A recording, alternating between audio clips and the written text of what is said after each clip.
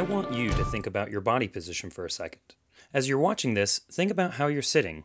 You may be leaned over a table or slumping back in a chair.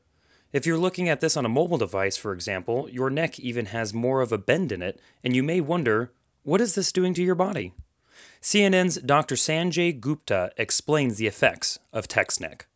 Over time, you can start to flatten out the natural curve of your neck.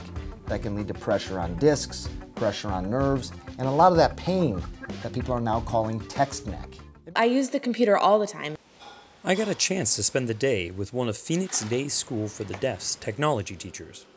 Lindsay Fearer told me about how electronics have been affecting her life the more she uses them.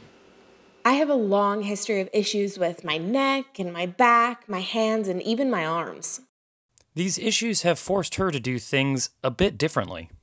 I've learned to have better posture to make sure that I'm sitting right and my back is straight whenever I'm typing, and that's really helped. As a deaf person, technology is important for communication, and it isn't something you can avoid.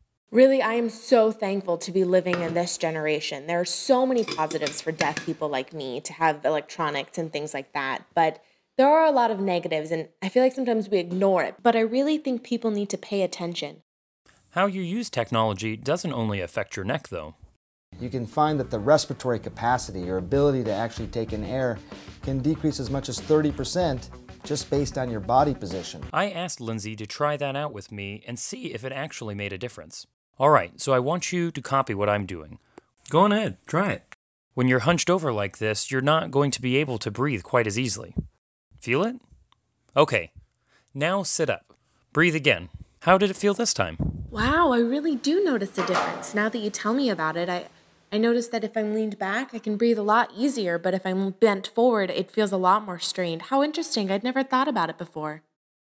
Now don't forget that you can actually fix a lot of these problems just by stepping away from the device every 20 minutes or so, and then go ahead and roll your shoulders out a bit. Now that you know some of the issues caused by today's technology, let others know so they can have better habits just like Lindsay.